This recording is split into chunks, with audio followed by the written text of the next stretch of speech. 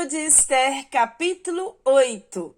Naquele mesmo dia, deu o rei Assuero à rainha Esther a casa de Amã, inimigos dos judeus.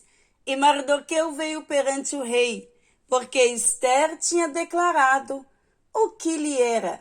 E tirou o rei o seu anel, que tinha tomado a Amã, e o deu a Mardoqueu. E Esther pôs a Mardoqueu sobre a casa de Amã.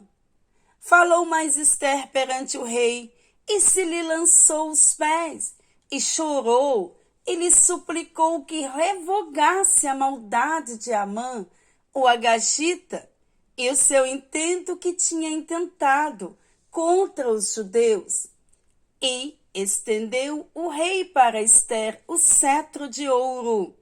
Então Esther se levantou e se pôs em pé perante o rei e disse: se bem parecer ao rei, e se eu achei graça perante ele, e se este negócio é reto diante do rei, e se eu lhe agrado aos seus olhos, escreva-se que se revoguem as cartas e o intento de Amã, filho de Emadata, o agagita, as quais ele escreveu para lançar a perder os judeus que há em todas as províncias do rei.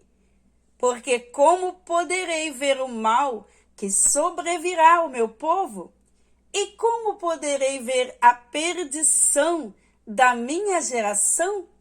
Então disse o rei Assuero à rainha Esther e ao judeu Mardoqueu: eis que dei a Esther a casa de Amã, e a ele enforcaram numa forca, porquanto quisera pôr as mãos sobre os judeus. Escrevei, pois, aos judeus, como parecer bem aos vossos olhos, e em nome do rei, e selai-o com o anel do rei, porque a escritura que se escreve em nome do rei e se sela com o anel do rei, não é para revogar. Então foram chamados os escrivães do rei naquele mesmo tempo, e no mês terceiro, que é o mês de Sivan, aos 23 do mesmo, e se escreveu conforme tudo quanto ordenou Mardoqueu aos judeus, como também aos sátrapas, e aos governadores, e aos maiorais das províncias que se entendem, da Índia até a Etiópia, 127 províncias, a cada província segundo a sua escritura, e a cada povo conforme a sua língua, como também aos judeus segundo a sua escritura e conforme a sua língua. E se escreveu em nome do rei Assuero, e se selou com o anel do rei, e se enviaram as cartas pela mão dos correios a cavalo, e que cavalgavam sobre jinetes, que eram das cavalariças do rei.